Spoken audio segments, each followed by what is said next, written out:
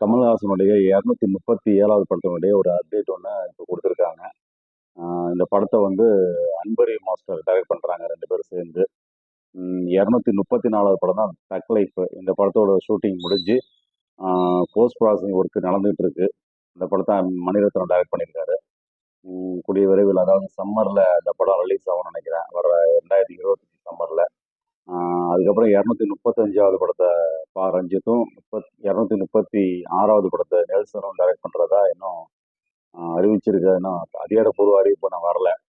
இப்போ 237வது படத்தோட அறிவிப்பு வந்து அதிகாரப்பூர்வமாக ஜனவரியிலேயே அறிவிச்சிட்டாங்க.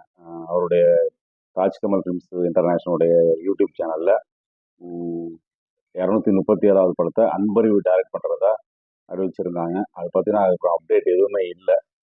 இப்போ கமல்ஹாசன் அமெரிக்காவில் ஏஐ தொழில்நுட்பம் கற்றுக்கிறதுக்காக வந்து அங்கே போயிருக்காரு. இப்போ அங்கே தான் இருக்காரு. அன்பரி மாஸ்டரும் போய் அங்கே நேராக அங்கே கொஞ்சம் சந்திச்சு பேசியிருக்காங்கன்னு நினைக்கிறேன். இதை பற்றின ஒரு அப்டேட் வந்து வந்திருக்கு. இதுக்கு முன்னாடி கமல்ஹாசன் ஒரு 1 வீக்கு முன்னாடி புதிய திரைக்கதையை கையாளுகிறேன் அப்படின்னு சொல்லி ஒரு ஃபோட்டோ ஒன்று அப்டேட் பண்ணியிருந்தாரு.